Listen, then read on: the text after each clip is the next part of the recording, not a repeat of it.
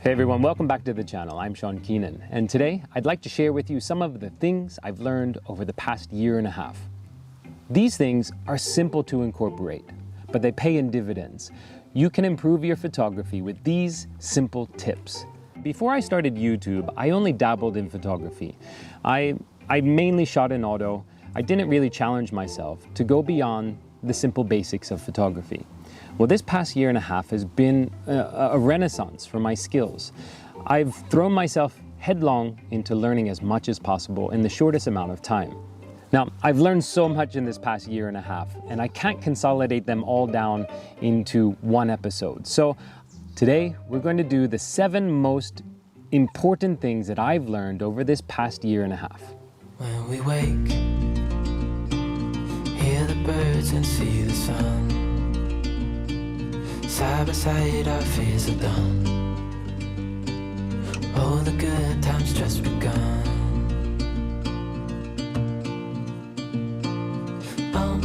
We know what we have, let's hold on tight. Found what we're looking for in life. Number 7 on my list is be an explorer. It's literally the first step in what we do, going out our front door and discovering what the world has to offer. Be curious. What's around the next corner? When you get to a location, don't just take out your tripod and set it up and it locks you into one area, right? What we want to do is be able to explore all around an area and get to know it intimately. Usually, landscape photography is a kind of bookend on either end of the day. Well, in the middle of the day, go out and explore, find somewhere new. But when you do get to a location, explore around there as well. Don't just open up your tripod. Explore.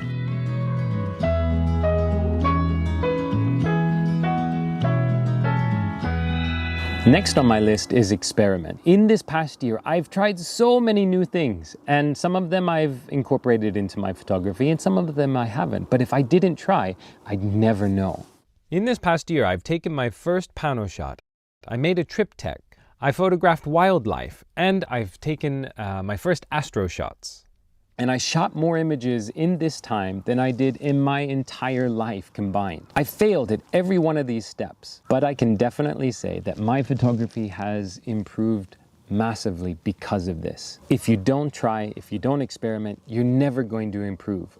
And maybe that's the core of this entire video is experiment with all of these tips.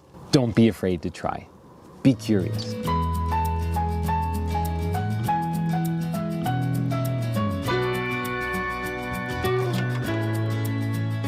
Let's talk a little bit about post-processing.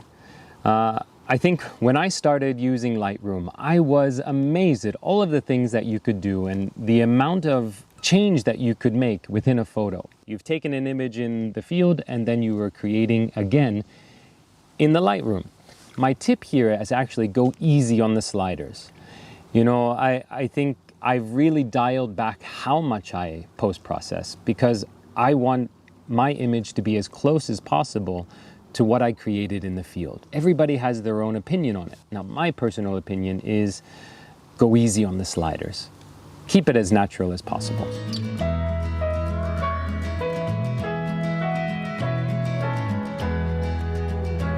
Number 4 on my list is experiment using aspect ratios. Aspect ratios really help you tell a story in a unique way. All modern cameras should have a function that allows you to dial in the aspect ratio, which will allow you to compose in that format. Now, some cameras have more options than others, but all modern cameras will have this function for you. And this is a fantastic way to have options in your storytelling. Each aspect ratio has a drastically different feeling for me. 16:9 feels cinematic, 1:1 feels like a haiku. 4:5, 5:4 feels like fine art, and 2:1 also. And everybody's going to have their own unique feelings on different aspect ratios. Experiment and find out what they mean for you. You open up possibilities for creation.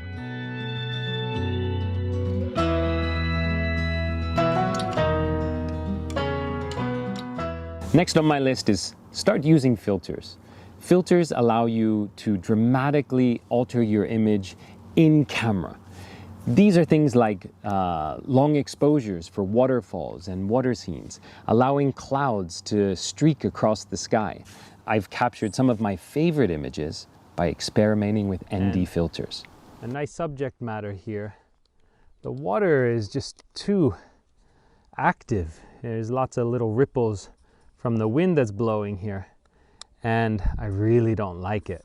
I recently purchased a 6-stop neutral density filter, and I'm gonna test that out right now.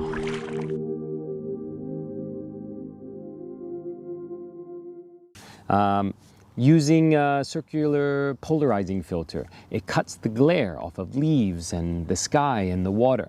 These things allow you to creatively alter your image and make it something unique. You're able to see the rocks at the bottom of this image because I used a circular polarizer.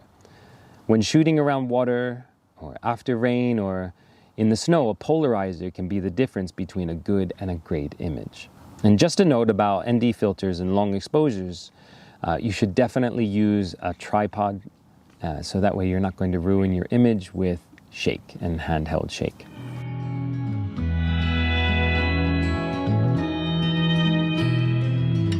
All right, the next on my list is be there for the light. Sunrise, sunset, the golden hour, blue hour. These times of the day are going to give you the most beautiful, the most dramatic light that you're going to get, bar none. Now, I'm preferential to sunrise myself, despite the pain of getting up super early and driving to locations far away and getting there just before sunrise. Shooting at sunrise allows me to have the place all to myself. If you're shooting at sunset, there's going to be people there, tourists, with their phones and whatnot, just going for a walk, and inevitably they're going to ruin your shot. Sunrise, there's very few people that are going to get up at ungodly hours and trek it out to sometimes remote places. So sunrise it is for me. The light when you're shooting sunrise and sunset changes the landscape. It changes the color, the contours, the texture.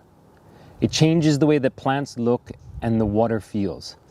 Everything that is bathing in that beautiful morning light is more appealing. So I can't say it enough. Get out at those times of the day and your photography will improve dramatically. These simple things that have nothing to do with skill can greatly and dramatically improve your photography.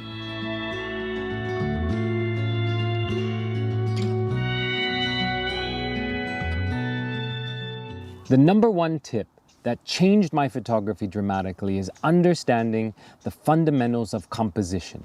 Now, this video can't get into the nitty-gritty of composition, but learning things like the rule of thirds, depth of field, simplicity, balance, and symmetry. Learning that different areas of your photos have different feelings, but also each thing in your image will have a different weight to it. And those weights can either keep your image in balance or throw it completely out of balance, which can negatively impact how a viewer is seeing your image. If you can master the basics of composition, you're 99% of the way there. And then once you learn the rules, break them, because they're not written in stone, but they're there for a reason. And if you can understand the basics of composition, then you know what? I think I've sold it to myself. I need to do an episode on composition. Elements of composition. I do actually have an episode where I talk about the elements of composition relating to the images that I took for that episode, but I don't have an episode particularly focused just on the elements of composition. I'll link the episode up above.